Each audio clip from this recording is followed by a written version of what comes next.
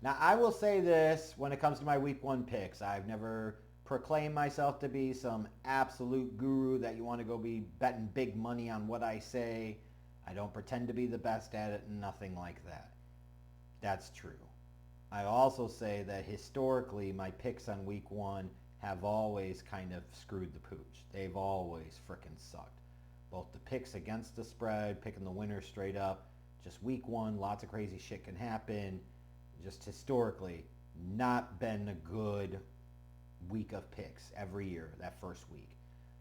So when I look at what happened last week with week one, actually feel not too bad about it, right? I was only 8-8 picking against the spread, so not exactly great, but not terrible. I've done much worse on week one especially.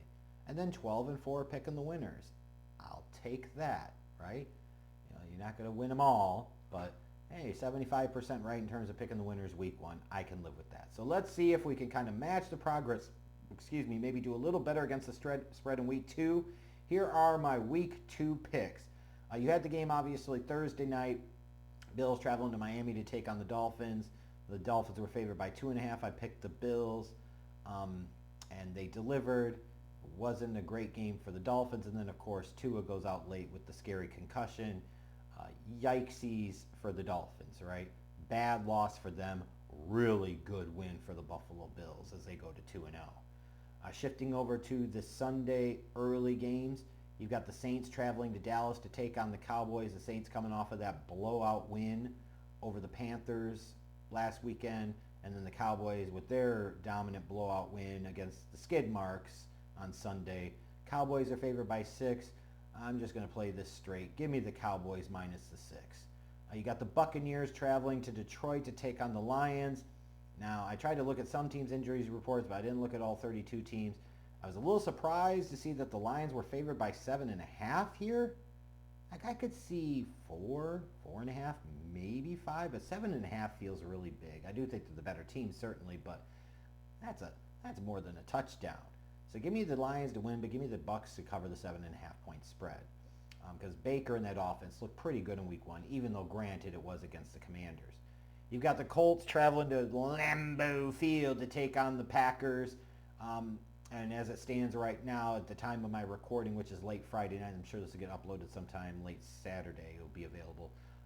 Jordan Love is listed as questionable, but he didn't practice all week. There's, I suppose, a chance he could play. I just don't know that he's going to at this point. And based off of the timing, when I have to make the pick, I have to play it safe. Assuming Jordan Love's not going to play, what are you going to play? Malik Willis? Like, yeah, I got to smash the Colts minus 3.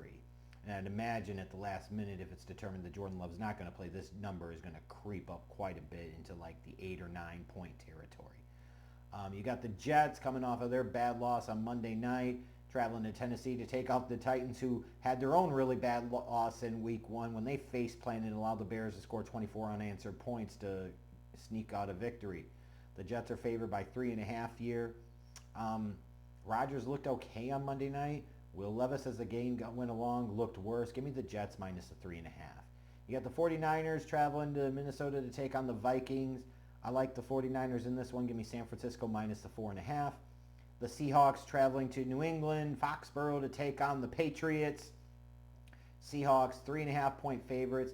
This line feels a little low.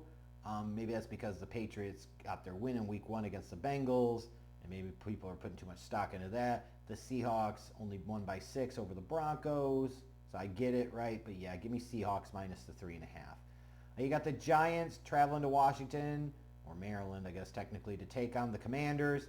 The Commanders are favored by 1.5 here. Who do I like more, Danny Dimes or Jaden Daniels? Can the option be neither? No, I mean, like, Jaden Daniels was okay in his first start. I thought he was certainly better than Caleb Williams and Bo Nix. But how much is that really saying, right? I look at this game and, it could be one of those ones that's actually good because both teams aren't very good. But I'll take the Giants here in a small upset. Give me the Giants to win plus the 1.5. You've got the Chargers traveling to Carolina to take on the Panthers. And oh boy, Carolina, keep pounding towards that worst record in the league. The Bears would thank you for a high second round pick. The Chargers are favored by 5.5. Look, the Chargers beat the Raiders in week one, and the Panthers got absolutely embarrassed. If they have any character, on that team. The Panthers will come out and play better at home. How many people are actually going to show up in Carolina to support them? Why would they at this point, frankly? Bryce Young looked every bit as bad as he did in his rookie season this past Sunday. Give me the Chargers minus the 5.5. The Browns travel into Jacksonville to take on the Jaguars, and the Heat starting to really turn up on the whole Deshaun Watson experience. Give me the Jaguars minus the 3. And then you got the Raiders traveling to Baltimore to take on the Ravens.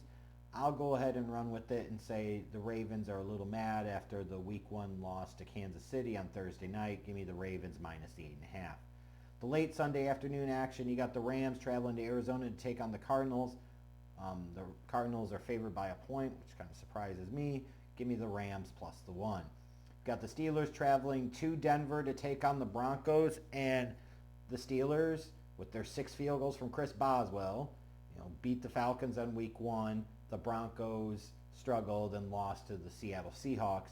It's in Denver, and you might say, well, Pittsburgh should be the better team. Yes, that's true. However, there is certainly a history here throughout his tenure in Pittsburgh of Mike Tomlin struggling to beat bad teams on the road in particular, and sometimes at home, but especially on the road. So for no other reason other than Tomlin's history over the years, give me Denver in an upset plus the 2.5. And then you've got the Bengals traveling to Kansas City to take on the Chiefs. Should be a really good matchup there. Hopefully the Bengals offense shows up better in Week 2 than they did against the Patriots in Week 1. The Chiefs are 6-point favorites. I guess that makes sense for how putrid the Bengals looked in Week 1 and their propensity, it seems like, over the past couple of years to start a little slowly. I like the Chiefs to win, but that 6-point spread feels a little big here. So give me Cincinnati to cover the 6. Sunday night, Bears-Texans. Give me the Texans minus the 6.5. It's Bears football in prime time. Usually good things do not happen. The Bears and how they won in Week 1 isn't a very sustainable model. Meanwhile, the Texans are just better on offense and at least similar, if not better, on defense. So yeah, give me the 6.5 for the Texans. And then on Monday night, you got the Falcons and Kirk Cousins, old boy, traveling to Philadelphia to take on the Eagles. Eagles are favored by 6.5 here. Again, that's kind of a big spread, 6.5. The Eagles won in Sao Paulo in Week 1 over the Packers, but yeah, 6.5 that's a big spread here. I get anxious when it's especially after 1 week, when the money has moved that much one way, it makes you almost want to go in the other direction. And I was a bit tempted here to at least pick the Falcons to cover. But it's also Kirk Cousins in prime time. There are certain things that hold true, and him being great in prime time or in big spots, it isn't always his thing. So give me the Eagles minus the 6.5. We'll see how my picks do for Week 2. If they're along the lines of Week 1, I'll be okay with that.